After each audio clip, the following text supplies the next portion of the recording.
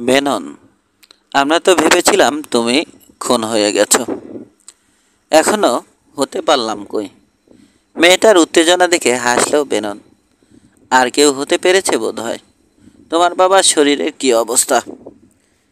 বিছানা ছেড়েছে, লাঠি নিয়ে হাঁটছে এখন। বারবার তোমার কথা বলে দেখতে চায়। কোথায় ছিলে তুমি? রাসলারদের ধারে কাছে। লেনি আর্থার কি শহরে নাকি? তার মানে লেনি আর্থার? গম্ভীর হয়ে গেল মেয়েটার চেহারা। তুমিও কি আর সবার মতো একই কথা বলবে? আর্থার দায়ী? দুঃখিত, শান্ত স্বরে বলল বেনন। কিন্তু এছাড়া আর কি বলার আছে? সন্দেহ নেই যে সেই রাসলারদের নেতা। বিশ্বাস করি না আমি। খানিকটা রাগ প্রকাশ পেল লরার গলায়। তোমরা সবাই কারো ঘাড়ে দোষ চাপাতে ব্যস্ত হয়ে আছো, কিন্তু লেনি আর্থার সত্যিকারের ভদ্রলোক। মৃদু হাসল বেনন। কোনো মানুষই পুরো খারাপ হতে পারে না লরা। কেউ সবসময় খারাপ কাজও করে না। অসৎ হওয়ার সঙ্গে ভদ্র আচরণের কোনো বিরোধ নেই ম্যাম। এমন অনেক লোক আমি চিনেই যাদের ফাঁসি হওয়া উচিত ছিল। তাদের কথায় তুমি মুগ্ধ হবে, তার মানে এই নয় যে তারা সৎ। আমি বিশ্বাস করি না আর্থার দোষী, লালচে মুখে বলল লরা। বানি রেমন্ড বিশ্বাস করে।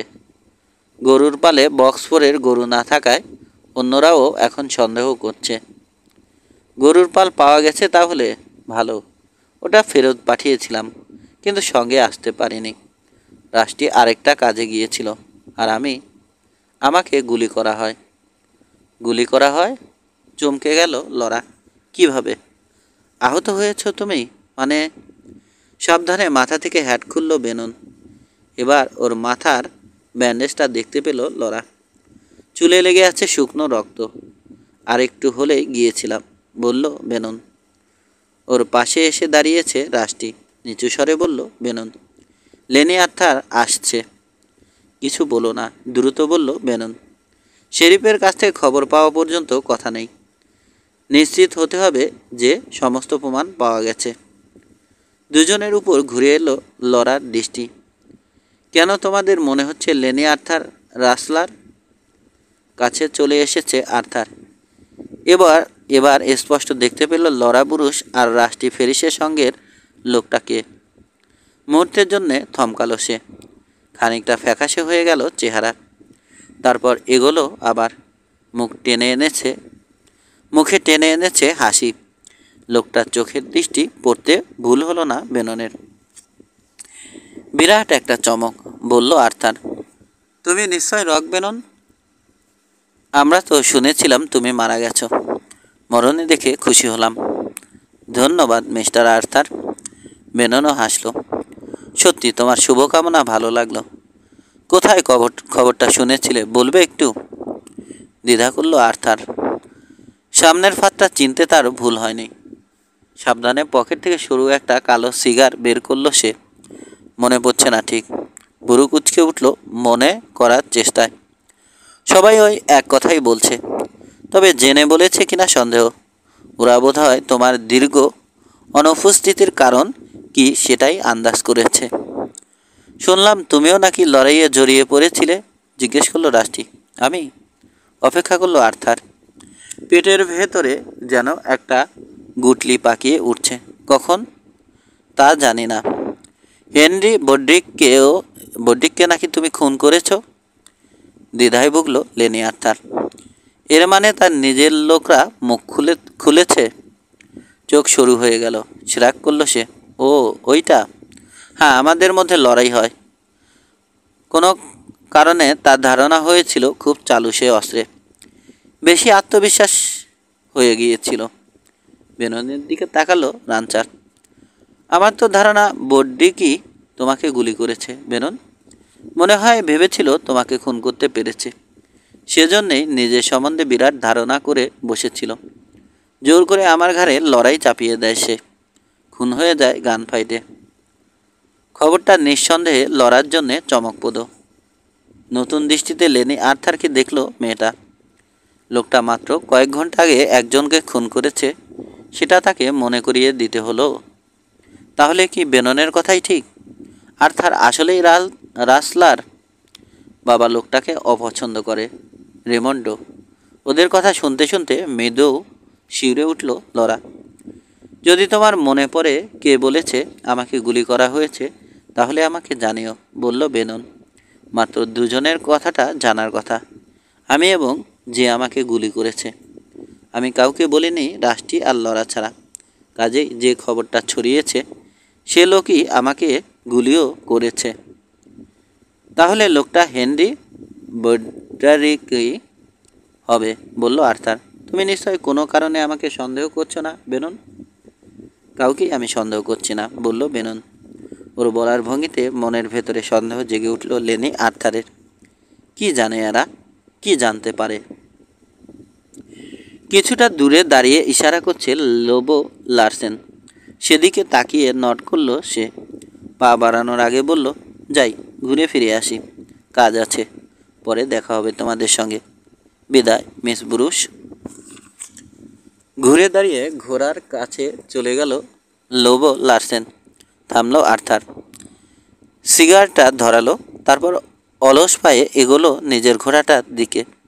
নিজের ঘোড়ার স্যাডল কষে বাজছে লোবো। রক বেনন কোনো একটা উদ্দেশ্য নিয়ে এসেছে, বলল সে।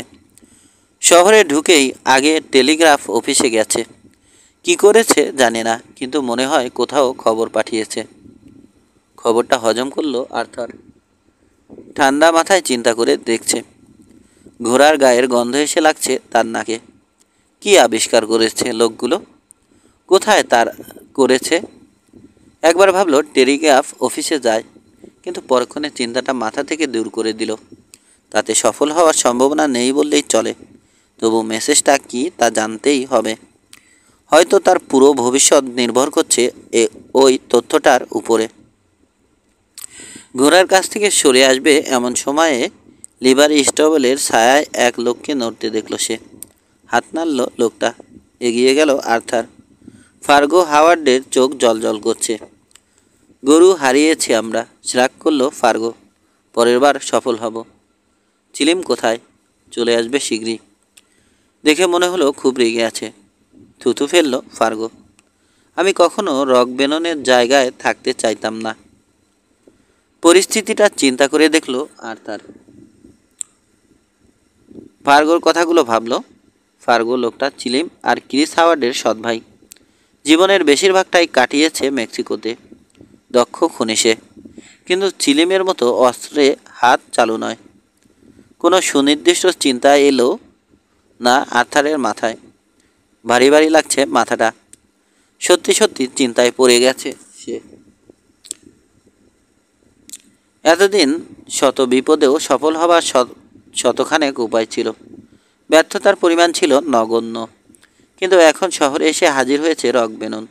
চিলিমের কয়েকজনকে বন্দি করা হয়েছে। ডাইভটা ব্যর্থ হয়েছে সম্পূর্ণভাবে। মনটা যেন আচ্ছন্ন হয়ে আছে।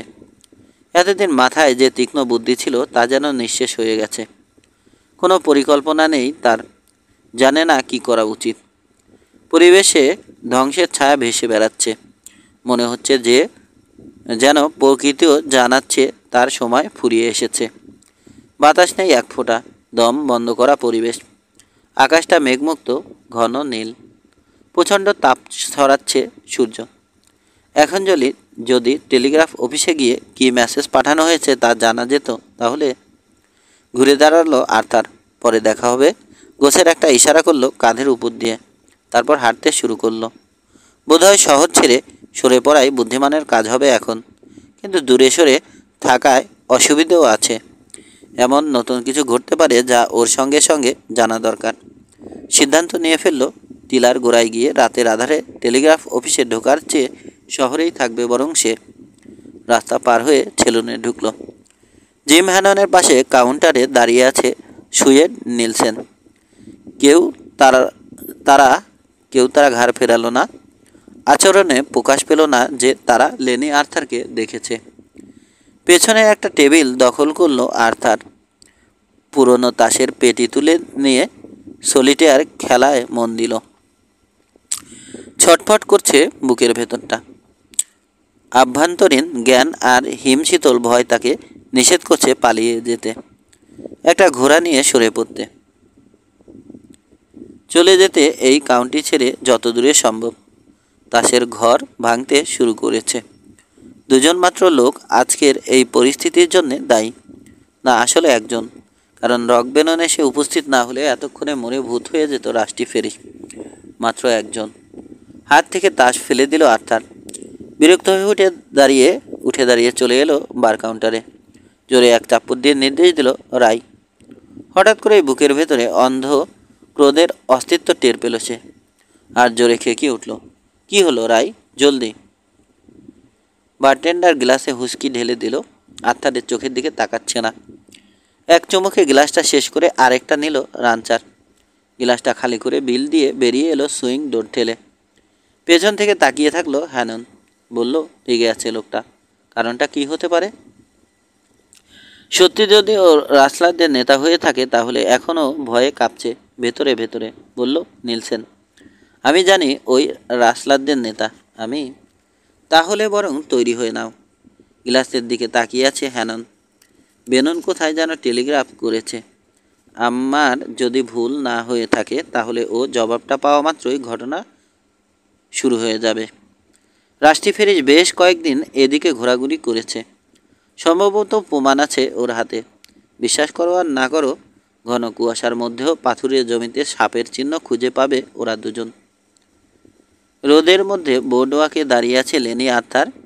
রাস্তার উপরে চোখ বুলাচ্ছে। কেউ তার চোখে তাকাচ্ছে না, যেন এড়িয়ে যাচ্ছে। এ থেকে স্পষ্ট বোঝা যাচ্ছে ওর দিন ফুরিয়েছে এখানে। এবার সামনাসামনি মোকাবেলা করতে হবে বিপদের। থো করে থুতু ফেলল সে। কড়া চোখে বোর্ডওয়াকে বসে থাকা এক লোকের দিকে তাকালো। ইচ্ছে করলো লোকটাকে লাথি মারতে, ঘুষি মারতে, খুন করতে। অথচ লোকটাকে সে চেনেও না। দ্রুত পায়ে হাঁটতে শুরু করলো সে। বুটের জোরালো শব্দ হলো বোর্ডওয়াকে, কিন্তু কেউ মুখ ফিরিয়ে তাকালো না। মনে হচ্ছে সে যেন মৃত এক লোক, এমন এক পৃথিবীতে ঘুরে বেড়াচ্ছে যেখানে তাকে দেখাই যাচ্ছে না। ইতিমধ্যেই কাহিনী ডালপালা মেলতে শুরু করেছে। লোকে বিশ্বাস করছে সে আসলেই রাসলার। ঠিক আছে, বিশ্বাস করুক শালারা, দেখিয়ে দেবেও। রকবেনন তার আজকের এই পরিস্থিতির জন্যে দায়ী। মরতে হবে রকবেননকে। হেনরি বড্রিক, গোয়ার গোবিন্দ একটা নির্বোধ। গাধাটা বিশ্বাস করত বেননের মতো একজন লোককে সে খতম করে দিয়েছে। না, অমন লোককে মারতে হলে সুচতুর পরিকল্পনা অথবা ভাগ্যের উদার সহায়তা প্রয়োজন। হেনরি বড্রিকের মতো আচমকা কিছু একটা করে বসে উদ্দেশ্য পূরণ হওয়ার নয়। অনেক বেশি দূরত্ব হলেও কাজটা অসম্ভব হয়ে দাঁড়াবে। হঠাৎ থেমে দাঁড়ালো আর্থার। রাস্তার এদিক ওদিক নজর চালালো।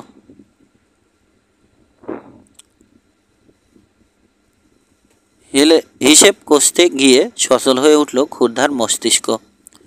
ব্যাংকের ওপরতলার ওই জানালাটা, একসময় ওখানে অফিস ছিল, কিন্তু উকিল ব্যবসা গুটিয়ে চলে গেছে। এখন ওটা খালি পড়ে আছে। রাইফেল হাতে এক লোক যদি ওখানে থাকে। আস্তে করে মাথা দোলালো সে। তার পরিকল্পনায় কোনো ভুল নেই, কিন্তু মাত্র একজনকে দায়িত্ব দিয়ে ঝুঁকি নেওয়ার দরকার কি? একজন থাকুক রাইফেল হাতে জানালায়, আরেকজন থাকতে পারে রাস্তার উজানে লিভারি স্টেবলের খড় রাখার দোতলার গুদামে। শুধু তাই নয়, আরেকজনকে রাখা যেতে পারে শহরের বাইরের ব্লকটাতে। দ্রুত নিজের অবস্থান পরখ করে নিল সে। হয় কাজটা এখন সারতে হবে, নয়তো কখনো নয়। হঠাৎ আক্রমণ সানাতে হবে দক্ষতার সঙ্গে। নিখুঁতভাবে কাজ সারতে হবে। একটা শত্রু বাদ গেলেও চলবে না। এমনভাবে সমস্ত কিছু সম্পন্ন হবে যে এ শহরের কেউ আর কখনো তার দিকে আঙুল তুলে কথা বলার সাহস দেখাবে না।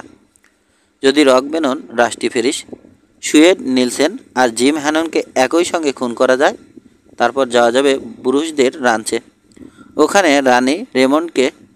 মানি রেমন্ডকে খতম করে দিলে, ধরা যাক রাস্তায় ওদের দেখে হামলা করলো সে, তাহলে ধরা যাক কোনো এক আগন্তুক তাদের কাছে একটা খবর নিয়ে যাবে। খবরটা পেয়ে তারা সবাই এক জায়গায় জড়ো হবে। সেটা এমন এক জায়গায় হবে যেখান থেকে পরিষ্কার তাদের দেখতে পাবে তার মার্কসম্যান। একরাশ গুলি করতে হবে। তারপর বধ্যভূমিতে উপস্থিত হবে সে। বুকে থাকবে দুঃখ আর সমবেদনা। সিলিম হাওয়ার্ড শীঘ্রই শহরে আসবে, তার সঙ্গে থাকবে ক্রিস আর অন্যান্য ছেলেরা। যথেষ্ট। নেতাগুলো যদি মারা পড়ে তাহলে অন্যান্যরা যত খুশি সন্দেহ পোষণ করুক, কিছুই প্রমাণ করতে পারবে না। এমনকি তাদের সংগঠিত হওয়ার পথও বন্ধ হয়ে যাবে। ফার্গো হাওয়ার্ডকে পাশ কাটানোর সময় ফিসফিস করলো আর্থার, ক্রিকের ধারে সেলুনটাতে এসো, 2 ঘন্টা পর সিলেমও যাতে আসে। 19। রেস্টুরেন্টে ঢুকে টেবিল দখল করলো বেনন। রাষ্ট্রীয় এসেছে, উল্টোর দিকে বসলো। এমন জায়গায় বসেছে যে কিচেনের পেছনের দরজাটা দেখতে পাচ্ছে। যাই ঘটুক ঘটবে আজ রাতে। লেনি আর্থার যদি বুঝতে পারে তার ব্যাপারে ওরা নিশ্চিত হয়ে গেছে, তাহলে কিছু একটা করবার চেষ্টা অবশ্যই করবে লোকটা। টেবিলের তলায় পা ছড়িয়ে দিল বেনন। কফি আর ডিমের দাগ ভরা মেনুটা কাছে টেনে নিল। ওটাতে চোখ বোলাবার আগে একবার রাস্তার দিকে তাকালো। কোনায় দাঁড়িয়ে আছে লেনি আর্থার। চেহারা দেখে মনে হয় খুব চিন্তিত। সুয়েড নিলসেন ভিতরে ঢুকলো। দীর্ঘদেহী গম্ভীর চেহারার লোক, পরনে রানচারের পোশাক, দেখলেই বোঝা যায় তার পেশা কী। বেননকে নট করলো সে, একটা চেয়ার টেনে বসলো। একটু পরেই যোগ দিল জিম হ্যানন। 4জনে চুপ করে বসে আছে। এখানে ভালো খাবার পাওয়া যায়। নীরবতা ভাঙল রাষ্ট্রী। নিজের রান্নার হাত থেকে বেঁচে গেলে ভালোই লাগে। তোমার রান্না? হাসলো বেনন। যা রেঁধেছে জিম রেঁধেছে। তুমি তো হরিণের ছাল ছাড়াবারও যোগ্যতা রাখো না। নিজের কথা বলছো তুমি, আমার কথা নয়। পেছনের দরজাটা চোখে সন্দেহ নিয়ে দেখল রাষ্ট্রী। লেনি আর্থারের দাঁড়িয়ে থাকাটা তারও চোখ এড়ায়নি। কতক্ষণ লাগবে শেরিফের কাছ থেকে খবর আসতে? জিজ্ঞেস করলো নিলসেন। শ্রাগ করলো বেনন। হয়তো কয়েক ঘন্টা, হয়তো কয়েকদিন, ঠিক বলতে পারছি না। মেসেজ সরাসরি যায় না। কয়েকবার খবরটা হাত বদল হবে। সময় লাগবে হয়তো তাতে। আশা করি আর্থার শহর থেকে চলে যাবে না। না, তা যাবে না। দোকানের ছাউনির নিচে ছায়ায় দাঁড়িয়ে রাস্তায় চোখ বুলাচ্ছে লেনি আর্থার। অর্ধেক পোষ বানানো দুটো মাস্টাঙ্গে টানা একটা বাগবোর্ড ঢুকলো শহরে। রাস্তা ধরে চলে গেল। ওটার পরপরই গেল একটা ভারী ফেইট ওয়াগন। খালি পায়ে হাঁটছে একটা বাচ্চা ছেলে, তার হাতে একটা লাঠি। পাশে লেজ নাড়তে নাড়তে চলেছে একটা নেড়ি কুত্তা। একটু পরে স্টবেলের কোণা ঘুরে তার দিকে এগিয়ে এলো গ্রাট আর কালেন। আবার রাস্তায় নজর চালালো আর্থার। সিলেম আছে পিকেট পিনে। ছোট একটা বার ওটা, শহরের গলিতে অবস্থিত।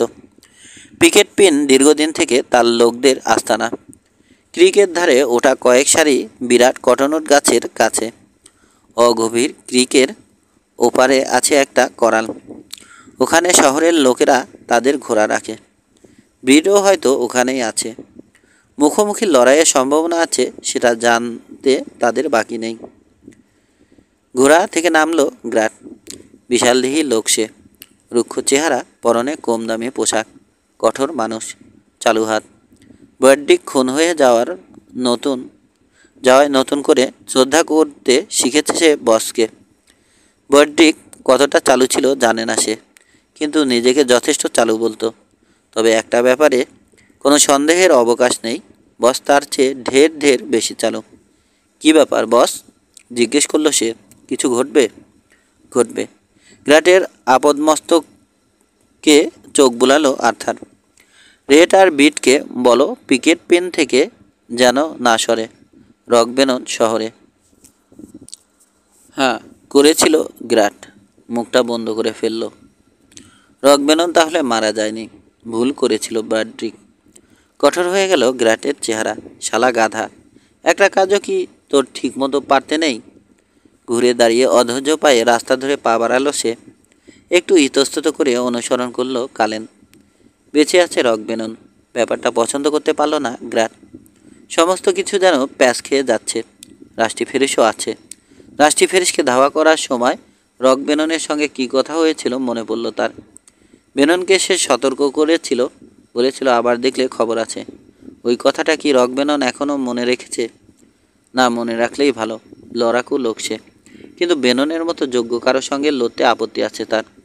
জীবনটা এমনিতেই অনেক সংক্ষিপ্ত, আর যদি কোনো কারণে সে বেননকে হারিয়েও দিতে পারে, তাহলেও বেমক্কা মরতে হবে কোনো এক নাম কামানোয় ব্যস্ত উজবুক ছোকরার হাতে। ঠিক হেনরিক বড্রিকের পরিণতি হবে। সিগারেটের স্বাদটা হঠাৎ করেই খারাপ লেগে উঠল তার। ধুলোর মধ্যে ওটাকে ছুঁড়ে ফেলে দিল সে। কোনা ঘুরে এগিয়ে চলল পিকেট পিনের দিকে। সেলুনের ভেতরটা শীতল এবং অন্ধকার। ক্রিস হাওয়ার্ড আর তার দুই সঙ্গীর সঙ্গে তাসের টেবিলে বসে খেলছে রেড। বারে দাঁড়িয়ে আছে ব্রিড, ড্রিঙ্ক করছে। তার পাশে গিয়ে দাঁড়ালো গ্রাট, সাবধান করল, বেশি গিল না, লেনি আর্থার ব্যাপারটা পছন্দ করবে না। ঘোলাটে হলুদ চোখ মেলে গ্রাটকে দেখল ব্রিড। সাদা সাদা ছোট ছোট অসমান দাঁত বের করে হাসল। নোংরা একটা লোক, অপছন্দ করে তাকে গ্রাট। পরনের পোশাক অত্যন্ত ময়লা, প্যান্টে কাদা লেগে আছে। বুট জুতো কতদিন পালিশ করে না ঈশ্বর জানেন। খোঁচা খোঁচা গোপদারিতে আরও বিচ্ছিরি লাগছে দেখতে। কয়েক সপ্তাহে বড়জোর একবার খুর চালায় লোকটা। ওকে এখন ড্রিঙ্ক করতে মানা করা মানে সময়ের অপচয়। নিজেও একটা ড্রিঙ্ক নিল গ্রাট। টের পেল পাশে এসে দাঁড়িয়েছে কালেন। হঠাৎ লোকটার প্রতি বিরূপ হয়ে উঠল তার মন। লোকটা যেন ঠিক ছায়া, সর্বক্ষণ গায়ের সঙ্গে সেটে আছে। গ্রাট ঘুরে দেখল সেলুনে ঢুকেছে আর্থার, হাতের ইশারায় ডাকছে। ড্রিঙ্ক শেষ করে আর্থারের টেবিলের দিকে চলল সে। বিরিরাট কালেনকেও ডাক দিল আর্থার। ক্রিস হাওয়ার্ডও চলে এসেছে। ঘরের পেছন থেকে এসে হাজির হলো রেড। ক্রিসের সঙ্গে একজন টেবিল ছেড়ে দরজার সামনে গিয়ে দাঁড়ালো। ওখানে একটা বেঞ্চে বসে পড়ল। কে আসছে তা স্পষ্ট দেখা যাবে আগেই। আধ ঘন্টা পরে গ্রাট যখন পিকেট পিন থেকে বের হলো, লিভারি স্টেবলের দিকে পা বাড়ালো সে। প্রথমে রাস্তায় উঠে নিজের ঘোড়ায় চাপলো, তারপর আস্তাবলের ছায়ায় নিয়ে বাঁধল ওটাকে। এখান থেকে সহজেই ঘোড়ার কাছে পৌঁছাতে পারবে। কারো চোখে ধরা পড়েনি সে ব্যাপারে নিশ্চিত হয়ে রাইফেল হাতে আস্তাবলের ভেতরে ঢুকলো। লফটে উঠে এলো। যে দরজাটা দিয়ে খড় বোঝাই করা হয়, সেটার বাম দিকে খড়ের গাদায় আরাম করে উপর হয়ে শুলো সে। এখান থেকে রাস্তার প্রায় পুরোটা কাভার করা যায়। চেম্বারে একটা গুলি ঢোকালো। শীঘ্রই হাতে টাকা চলে আসবে। মনটা ফুরফুর করছে। এখন বেশি দেরি না করতে হলেই ভালো। এখনই মুখের ভেতরটা শুকিয়ে গেছে তার। ব্যাংকের উপরের খালি অফিসটাতে জানালার পাশে সাবধানে নিজের রাইফেলটা নামিয়ে রাখলো ফার্গো হাওয়ার্ড। গ্রাট আছে আসতো বলে। ওখান থেকে যতটুকু দেখতে পাচ্ছে না, সেটা দেখতে পাবে ফার্গো। অফিস ঘরের আরেকটা জানালায় দাঁড়িয়ে আছে রেড, তার হাতে স্পেন্সার 56। কালেন চলে গেছে বাড়িটার পেছনে। সেখান থেকে যাবে হার্ডওয়্যার স্টোরের পেছনে। ওখানে টিলাগুলোর দিকে যাওয়ার পথের মুখে নিজের ঘোড়া বেঁধে রেখেছে সে। সবার চেয়ে সরে পড়ার ব্যাপারে তার অবস্থানই ভালো, কিন্তু দোকানের পেছনের ময়লা আবর্জনার মাঝখানে তাকে অপেক্ষা করতে হবে। এখান থেকে সে সেলুন আর হার্ডওয়্যার স্টোরের মাঝখানে যে কারো অবস্থান নেয়া ঠেকিয়ে দিতে পারবে। রাস্তার সামান্য অংশ দেখা যাচ্ছে। অন্যদের সতর্কতার সঙ্গে শহরে ছড়িয়ে দেওয়া হয়েছে যাতে বেরোনোর কোনো পথ না থাকে। রাস্তার মাঝখানে আক্রান্ত হয়ে স্বাভাবিকভাবেই লোকগুলো চাইবে বাড়িঘরের ফাঁকে আশ্রয় নিতে, কিন্তু এখন প্রত্যেকটা ফাঁকে একজন করে রাইফেল দাঁড়িয়ে অপেক্ষা করছে। নিজের লোকদের কাকে কোথায় পাঠিয়েছে আবারও ভেবে দেখল লেনি আর্থার। কোনো খুঁত বের করতে পারল না পরিকল্পনায়। রাস্তায় বের হওয়া মাত্র 4 জন রাইফেলধারীর খপ্পরে পড়বে বেননরা। একই সঙ্গে গুলি করতে শুরু করবে তার লোকরা। তাদের পক্ষে যদি উদ্দেশ্য পূরণ করা সম্ভব না হয়, তাহলে অ্যাম্বুশে অংশ নেয়ার অন্যান্য রাইফেলধারীরা পারবে। একবার বেনন, রাস্টিফেরিস, হ্যানন আর নিলসেন খতম হয়ে গেলে তার এবং হাওয়ার্ডদের হাতের মুঠোয় এসে যাবে সবাই। তারপরেও যারা বাধা দিতে চেষ্টা করতে পারে, যেমন বানি রেমন্ড, এদের সরিয়ে দেয়া কোনো ব্যাপারই নয়। হঠাৎ ভালো লেগে উঠল আর্থারের। মনটা এখন আর দমে নেই। এবার আর পার পাবে না রক বেনন। প্রতিটা দিক থেকে তার খুনিরা অপেক্ষা করছে। অন্যদেরও বাঁচার কোনো সম্ভাবনা নেই। যা ঘটবে তা ঘটবে হঠাৎ, দ্রুত, ভয়ঙ্করভাবে। দেখতে দেখতে শেষ হয়ে যাবে সব কিছু। রক বেনন, রাস্টি ফেরিস, জিম হ্যানন আর সুয়েড নিলসনকে খুন করার নির্দেশ দিয়েছে সে। ধীর পায়ে রাস্তা ধরে সেলুনের দিকে চলল আর্থার। এখন আর অপেক্ষা করবার কোনো দরকার নেই, ঘটনা শুরু করে দেওয়া যায়। হামলার তীব্রতা দেখে বেননদের কেউ যদি আবারও সেলুনে ঢুকতে চায়, তাহলে দরকারে সে নিজে তাদের চির ব্যবস্থা করবে। আধ ঘন্টা পরে হাজির হবে বার্তাবাহক। তার পরপরই ঘটনা শেষ হয়ে যাবে। সেলুনে ঢুকে বারের সামনে গিয়ে দাঁড়ালো সে। রেস্টুরেন্ট থেকে খেয়ে এসে সেলুনের একটা টেবিলে বসেছে বেনন। সঙ্গে রাস্টি ফেরিসও আছে। লেনি আর্থারকে ঢুকতে দেখে চোখ তুলে তাকালো সে। সঙ্গে সঙ্গে সতর্ক হয়ে উঠল। লোকটার প্রতিটা নড়াচড়ায় ঠিকরে বেরোচ্ছে আত্মবিশ্বাস আর অহংকার। বেননের চোখ অনুসরণ করলো রাস্টি। ব্যাপার কি? ফিসফিস করলো ও। দেখে মনে হচ্ছে ভালো ভালো মোটা তাজা মুরগি সেটে দেয়া হুলো বিড়াল হয়ে গেছে ও। উঠে দাঁড়ালো বেনন। ঝামেলা হবে, গন্ধ পাচ্ছি আমি। কোনো এর ভাজে কোনো কৌশল আছে আর্থারের। কৌতূহলের চোখে বেনন আর রাস্টিকে দেখল নিলসেন আর হায়ানন। কি হতে পারে? তোমাদের কি মনে হয়? সবচেয়ে খুশি ও কিসে হবে? সবচেয়ে খুশি কেন? আমাদের চারজনকে খুন হতে দেখলে। একটু থমকালো নিলসেন। হঠাৎ এ কথা কেন? জবাব দিল না বেনন। বলল, তাহলে আমাদের সতর্ক হতে হবে। ওকে খুব বেশি খুশি খুশি দেখাচ্ছে। 20। পরিবেশে টান টান উত্তেজনা থাকলেও রাত গভীর হচ্ছে কিনা হচ্ছে বিনা ঝামেলাতে। সারাদিনের প্রশান্তি এখনও বিনষ্ট হয়নি। অনিচ্ছা সত্ত্বেও বাড়ি ফিরছে বিবাহিত লোকজন।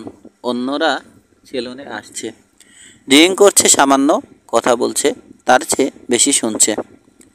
গুজব এখনও ভাসছে বাতাসে।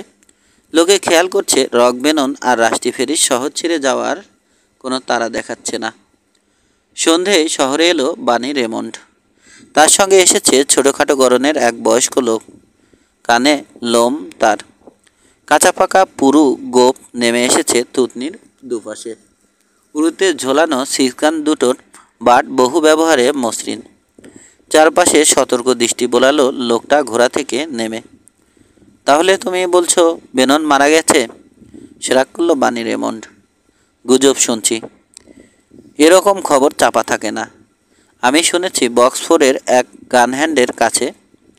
সে শুনেছে আরেকজনের কাছে হেনরি বড্রিক নাকি রক বেননকে খুন করেছে। তারপর খুন হয়ে গেছে নিজের বস লেনি আর্থারের হাতে। লেনি আর্থার কি বেননের বন্ধু? না, আমার যদি ভুল না হয়ে থাকে তাহলে আর্থারই রাসলারদের নেতা। হেনরি বড্রিককে মেরেছে কারণ বেশি বাড়াবাড়ি শুরু করে দিয়েছিল লোকটা। আগন্তুকের দিকে আবার তাকালো রেমন্ড। টেইলে দেখা হয়েছে লোকটার সঙ্গে। এখন বুঝতে পারছে কথা যা বলার ওকে দিয়েই বলিয়ে ছেড়েছে লোকটা। অথচ লোকটা সম্বন্ধে কিছুই প্রায় জানা নেই তার। প্রথম পরিচয়ে নাম বলেনি সে। এখনও তার নাম জানা হলো না। তবে কি যেন আছে এর মধ্যে। প্রথম দেখাতেই মানুষটাকে পছন্দ হয়ে যায়। অস্ত্র ঝোলানোর কায়দা দেখে বোঝা যায় ওগুলো ব্যবহার করতে জানে সে। সহজ সরল কথায় সংক্ষেপে টাসকোটালের আশেপাশের পরিস্থিতি খুলে বলল রেমন্ড। শেষ করলো গরু ফিরে আসার ঘটনা দিয়ে। কর্ডোজা আর রাঁধুনি ধরা পড়েছে জানাতেও ভুলল না। সবশেষে যোগ করলো সন্ধ্যের আগে আমাদের রেঞ্জের কাছে টিলায় গিয়েছিলাম। দূরে দেখলাম একজন অশ্বারোহী। সঙ্গে পিনকিউলার ছিল না, তবে একটা ঘোড়া চিনতে পেরেছি। ওটা চিলিম হাওয়ার্ডের। শহরের দিকে আসছিল। হ্যাঁ জানি, নিলসেন আর হ্যানন শহরে এসেছে। জীবিত থাকলে রাস্টি ফেরিসও আসবে। তাই ভাবলাম মুখোমুখি লড়াই বাঁধতে আর দেরি নেই। সময় নষ্ট না করে রাইফেলটা নিয়ে রওনা হয়ে গেলাম। ভালো করেছো, আমিও আছি তোমার পাশে, মানে পেছনে আর কি। কেন? তীক্ষ্ণ নজরে বয়স্ক লোকটাকে দেখলো রেমন্ড। এসবের সঙ্গে তো তোমার কোনো যোগাযোগ নেই। এটা তোমার লড়াই নয়। আছে আছে, যোগাযোগ আছে। রকবেনন এদিকে আসতে শুনে বউকে পামপট্টি মেরে রওনা হয়েছি আমি ওর সঙ্গে দেখা করতে। এখন শুনছি মরে ভূত হয়ে গেছে ও। ওর তো মরার কথা নয়। শয়তান লোক সহজে মরে না। কিন্তু যদি মরেই থাকে তাহলে যারা মেরেছে তাদের খবর আছে। বেনন আমার বন্ধু। আমি বেঁচে থাকতে খুনিগুলোর একটাও বাঁচবে না। হয়তো এই গরিবের নাম শুনেছ তুমি, বাগলে, হিরাম বাগলে। চোখ বড় বড় করে তাকিয়ে থাকলো রেমন্ড। ঢোক গিলল। এই লোক হিরাম বাগলে, যার কথা বেননের পরপরই বারবার করে বলেছে রাষ্ট্রি ফেরিস। এই বদর? আচ্ছা, তুমিই বাগলে। চট করে মাথায় একটা পরিকল্পনা খেলে গেল রেমন্ডের। এদিকের কেউ তোমাকে চেনে না।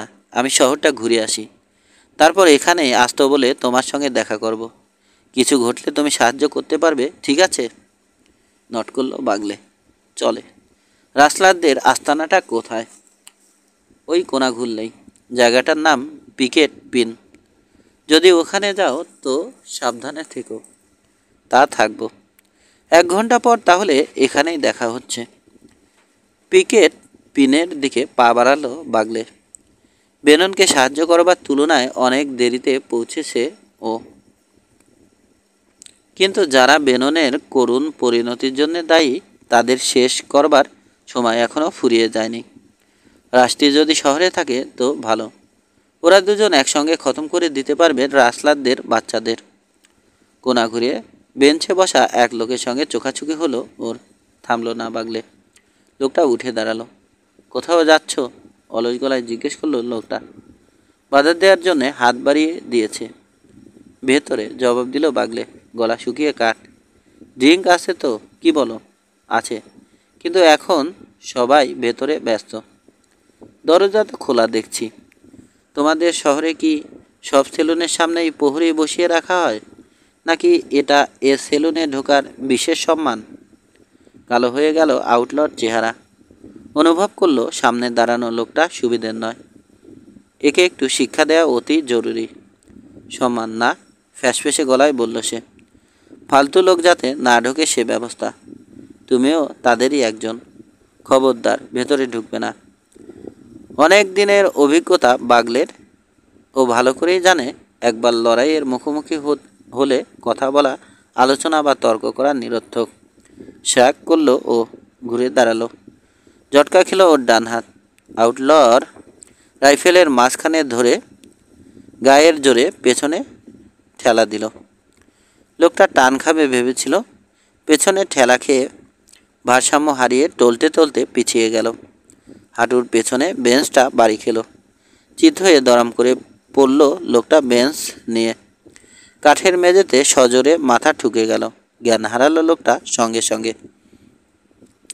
রাইফেল তুলে নিয়ে গুলি বের করে নিল পাগলে। তারপর ওগুলো দূরে ছুঁড়ে ফেলে দিয়ে সুইং ডোর ঠেলে সেলুনের ভেতরে ঢুকলো। ভেতরটা আবছা আধার। বার কাউন্টারের সামনে এসে দাঁড়ালো।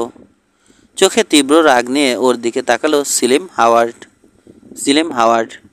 তার বেশিরভাগ লোকই জায়গা মতো অবস্থান নিয়েছে, কিন্তু সেজন্যে কাজের মাঝে বাগড়া পছন্দ করবার কোনো কারণ নেই। তবে লোকটা আগন্তুক। কোনো দিকে না তাকিয়ে কাউন্টারের সামনে এসে দাঁড়িয়েছে। 2-3 জন স্যাঁচড়া নিচু গলায় আলাপ করছে ওখানে। কাজেই নতুন আসা লোকটাকে পাত্তা দিল না চিলিম। কয়েক মিনিট কাউন্টারেই দাঁড়ালো বাগলে। কান পেতে শুনল লোকগুলোর আলাপ। তারপর ড্রিঙ্ক শেষ না করেই বেরিয়ে এলো বাইরে। মাত্র সংজ্ঞা ফিরে পেয়ে উঠে দাঁড়াচ্ছিল প্রহরী। হাঁটার উপরই ড্র করলো বাগলে। 6 গানের নলের মাঝারি এক বাড়িতে লোকটাকে আবারও ঘুম পাড়িয়ে দিল ও। হাঁটা থামায়নি মুহূর্তের জন্য। সেলুনের ভেতরে গুরুত্বপূর্ণ কিছু কথা শুনেছে ও। রকবেনন বেঁচে আছে। রাষ্ট্রী ফেরিসের সঙ্গে হোটেলের সেলুনে আছে এখন। কিছু একটা ঘটতে চলেছে। রকবেনন আর অন্যান্যদের দেখে তারপর নিজের পরিকল্পনা গুছিয়েছে লেনি আর্থার। সিদ্ধান্ত পাল্টে ফেলল। বার্তাবাহকের কোনো দরকার নেই। সকাল পর্যন্ত চলুক এভাবেই, তারপর ব্যবস্থা নেওয়া যাবে। সকালের উজ্জ্বল আলোয় যখন মানুষ অন্ধকারের সতর্কতা হারাবে, ঠিক তখন আসবে বার্তাবাহক। বেননরা বিশ্বাস করতে বাধ্য হবে যে অন্য কোথাও হামলা করেছে রাসলাররা। তারপর বেননরা বেরিয়ে এলেই খতম। এটাই ভালো হবে। আর্থারের হিসেবের বাইরে রয়ে গেছে কিছু ব্যাপার। তার একটা হলো বয়স্ক একজন লোক ফার্গো হাওয়ার্ডকে ব্যাংক বিল্ডিংয়ের উপর তলা থেকে নামতে দেখেছে। সেই একই লোক কালেনকেও দেখেছে ময়লা আবর্জনার স্তূপের পেছনে ঘাপটি মেরে বসে থাকা বাদ দিয়ে চলে যেতে। গম্ভীর চেহারায় মাথা দুলিয়েছে লোকটা। বুঝতে তার দেরি হয়নি, হামলার পরিকল্পনা আপাতত পিছিয়ে দেওয়া হয়েছে। বাগলে ঠিক করেছে বেননের সঙ্গে এখন দেখা করবে না। ভালো হয় নিজে একা বাইরে থেকে পরিস্থিতির উপরে নজর রাখলে। নীরবে কেটে যাচ্ছে রাতের প্রহরগুলো। পিকেট পিনে মাত্র কয়েকজন লোক আছে এখনও। অন্যান্যরা যে যার বাড়িতে ফিরে গেছে। তবে মাঝে মধ্যে দু একজন আসছে, বারটেন্ডার অথবা আর্থারের কাছ থেকে নির্দেশ বুঝে নিয়ে বেরিয়ে যাচ্ছে আবার। রাতে উল্লেখ করবার মতো মাত্র একটা ঘটনাই ঘটল, সেটাও সকাল হওয়ার আগে পর্যন্ত জানা গেল না। ব্যাপারটা আবিষ্কার করলো টেলিগ্রাফ অপারেটর। এক লোক খুন হয়েছে। বুড়ো ম্যাকেনলি শহরের টুকটাক নানা কাজ করে করে কোনো রকমের দিন কাটাতো। নির্বিরোধী লোকটা সাদাসিধে সহজ সরল ছিল। রেল রোড স্টেশনের মালামাল বহন করা ছিল তার রোজগারের অন্যতম উৎস। তাকে স্টোরেজ রুমে ঘুমানোর অনুমতি দেওয়া হয়েছিল। সেখানে স্টোরেজ রুমের দরজায় তার লাশ পাওয়া গেল। বুকে ছুরির গভীর ক্ষত। ছুরিটা খুনি নিয়ে গেছে, আর কিছুই সরানো হয়নি লাশের কাছ থেকে। মাঝরাতের পর আর্থার সিদ্ধান্ত নিল এবার জানা যেতে পারে রক বেননের পাঠানো বার্তায় কী লেখা ছিল। টাস্কোটালের বেশিরভাগটাই তখন অন্ধকারে ডুবে গেছে। নিজের ঘর থেকে নিঃশব্দে বের হয়ে পেছনের গলি ধরে স্টেশনের দিকে চলল সে। হার্ডওয়্যার স্টোরের পেছনে এসে তার মনে হলো একটা ছায়া নড়তে দেখেছে। 15 মিনিট সেখানেই অপেক্ষা করলো সে, কিছুই আর চোখে পড়ল না। কাজেই আবার পা বাড়ালো আর্থার। ঠিক করেছে কাজে সফল হোক আর ব্যর্থ তাকে কেউ দেখে ফেলবে তা যেন না ঘটে। আর দেখে ফেললে সে লোককে মরতে হবে। কাছের বাড়িটার চেয়ে 50 গজ তফাতে স্টেশনটা। ট্রাকের ওপারে গরু পাঠানোর স্টক ইয়ার্ড। রাস্তার শেষ বাড়িটা পার হয়ে দৌড়ে এগোলো সে। পৌঁছে গেল একটা বোল্ডারের আড়ালে। এবার রেল রোড গ্রেটের নিচু ছায়ায় এগিয়ে চলল স্টেশনের দিকে। স্টেশনের প্ল্যাটফর্মটা অন্ধকারে ডুবে আছে। অফিস বন্ধ, কিন্তু দীর্ঘদিন বেআইনি কাজ করে অভ্যস্ত একজন লোকের জন্যে জানালা বাইরে থেকে খোলা কোনো কঠিন কাজ নয়। ভেতরে ঢুকে দ্রুত হাতে মেসেজগুলো হাতড়ে দেখলো আর্থার। বেশি মেসেজ নেই, যেটা দরকার সেটা খুঁজে পেতে সময় লাগলো না। অস্থায়ী রেঞ্জার রক বেনন। টড রোলিন্স নাকি ওয়াইওমিং আর নেভাডা থেকে গরু কিনছে বলে জানা গেছে। গুস লেকের কাছে গরুর পালের দেখা পেয়েছি। তোমার মেসেজ অনুযায়ী ব্র্যান্ড পরীক্ষা করে দেখা হয়েছে। গরু আটকে রাখা হয়েছে। তদন্তের সাথে কাউহ্যান্ডের গ্রেপ্তার করা হয়েছে। George Cooper, sheriff. তাকিয়ে থাকলো আর্থার মেসেজটার দিকে। মনে হলো আশা করছে চোখের সামনে অক্ষরগুলো বদলে যাবে, কিন্তু বদলালো না। ভয়ানক খারাপ দিকে মোড় নিয়েছে ঘটনা। যা ভেবেছিল তার চেয়ে পরিস্থিতি অনেক অনেক খারাপ। বিশাল এক পাল গরু নিশ্চিতভাবে হারাতে বসেছে সে। এখন আর কিছুই করবার নেই। ম্যাচের কাঠি নিভে যাওয়ার পরেও অনেকক্ষণ মেসেজটা হাতে নিয়ে অন্ধকারে দাঁড়িয়ে থাকলো সে। তারপর আরেকটা কাঠি জ্বাললো। আরেকটা মেসেজে চোখ আটকে গেল তার। অস্থায়ী রেঞ্জার রক বেনন, তোমার বর্ণনা অনুযায়ী কথিত লেনি আর্থার আসলে লিওনার্ড আর্চি। এখানে তাকে খোঁজা হচ্ছে রাসলিং, খুন এবং স্টেজ ডাকাতির অভিযোগে। যেভাবে পারো পাকড়াও করো। বিপজ্জনক লোক, সাবধান। জন হিউবার্ট, টেক্সাস রেঞ্জার। হঠাৎ একটা নড়াচড়া লেনি আর্থারকে চমকে দিল। স্টোরেজ রুমের দরজায় এসে দাঁড়িয়েছে বুড়ো ম্যাকেনলি। মাত্র ঘুম থেকে উঠেছে, চোখ ডলছে দু হাতে। ম্যাচের কাঠি জ্বালল। ও তুমি মিস্টার আর্থার, আর আমি তো ভেবেছিলাম মা। চটের বস্তার মতো এলিয়ে পড়ে গেল বুড়ো মানুষটা। তীব্র গতিতে আঘাত করেছিল আর্থার। ছুরিটা বুকের গভীরে গেঁথে গেছে। তিক্ত চোখে লাশটা দেখলো রানসার। শালা বুড়ো গাধা, বিড়বিড় করে বলল, ঘুমিয়ে থাকতে পারলি না? আরও কয়েকটা দিন বাঁচতি। কবুতরের খোপের মতো গর্তে মেসেজগুলো ভরে রেখে জানালা দিয়ে বেরিয়ে এলো সে। নিজের ঘরে ফিরে গেল। এখন এই মুহূর্তে মাত্র একটা কাজই করবার আছে, খুন করতে হবে। রক বেননকে শেষ করে দিতে হবে। তারপর যত দ্রুত সম্ভব এই এলাকা ছেড়ে সরে পড়তে হবে। শেষ হয়ে গেছে সব। মুহূর্তের জন্যে থমকে গেল সে। ওই মেসেজগুলো এখনও ডেলিভারি দেওয়া হয়নি। তা যদি হতো তাহলে বেনন পেছনে লেগে যেত। তবে যে মেসেজগুলো সে দেখেছে সেগুলো কপি। তাহলে কি আসল মেসেজগুলো হোটেলে আছে? কোনো কারণে এখনও রক বেননের হাতে পৌঁছেনি। মুহূর্তের জন্য মনে হলো যায় সে চেষ্টা করে দেখে মেসেজগুলোর দখল পাওয়া যায় কিনা। কিন্তু আখেরে তাতে কোনো লাভ হবে না। টেলিগ্রাফার ঠিকই চেক করবে, দরকারে আবারও মেসেজ আনাবে। কপিগুলো ধ্বংস করে ফেলতে হবে। তবে কাজটা করেনি বলে ভালো লাগছে। কপি ধ্বংস করলে নতুন একটা খুনের সঙ্গে তাকে সহজেই জড়িয়ে পড়তে হতো। ভোরেও টনটনে জ্ঞান নিয়ে সজাগ হয়ে বসে রইল লেনি আর্থার। ক্লান্ত বোধ করছে সে। একটু বিশ্রামও মেলেনি, না শরীরের না মনে। রাস্তার দিকে তাকালো। বুকের ভেতরে তীব্র ঘৃণার চোট অনুভব করলো। ঠিক আছে কুত্তার বাচ্চা, বিড়বিড় করলো সে, কয়েক ঘন্টার মধ্যেই তোর প্রাপ্য বুঝে পাবি। তোর লাশ দেখতে চাই আমি। দ্রুত পোশাক পরে নিল সে। চলে গেল পিকেট পিনে। ঘুম ভাঙতেই দরজার নিচে মেসেজগুলো দেখতে পেল বেনন। গত রাতে এসেছে নিশ্চয়। টেলিগ্রাফার পৌঁছে দিয়ে গেছে। খবরগুলো পড়ল বেনন। তারপর রাষ্ট্রীর ঘুম ভাঙালো। এই যে কাগজ দুটো দেখালো। যা চেয়েছিলাম তার সবই পাওয়া গেছে। লিওনার আর্চি যদি শহরে থাকে তো তাকে আমরা গ্রেপ্তার করতে পারি। যদি না থাকে তো খুঁজে বের করতে হবে। ওদের কথার আওয়াজে হল হয়ে চলে এলো সুয়েড নিলসেন। মেসেজ দুটো পড়ে বলল, ঠিক জায়গা মতোই হাত দিয়েছ তোমরা। এখন আর কোনো সন্দেহ নেই, আমিও যাচ্ছি তোমাদের সঙ্গে।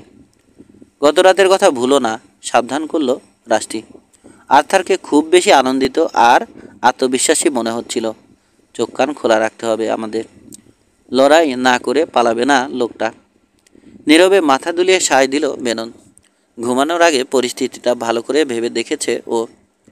বুঝতে পারছে আজ ঘটবে যা ঘটার। নিজেকে লেনি আর্থার অর্থাৎ লিওনার্ডো আর্চির জায়গায় কল্পনা করে দেখেছে। ভাবতে চেষ্টা করেছে লোকটা কি করতে পারে। এটাও ওর জানা আছে হাওয়ার্ডের দলবল শহরে উপস্থিত আছে। গ্রাট কালেন রেডটাও হাজির। বক্সফোর্ডের কেউ বাদ নেই। ওরকম একদল কঠোর লোক হাজির হওয়া মানে বড় ধরনের লড়াই বেঁধে যাওয়া। উদ্দেশ্য ছাড়া লোক জড়ো করেনি আর্চি। লোকটা জানা আছে বেনন কোথায়। জানে শোডাউন হতেই হবে।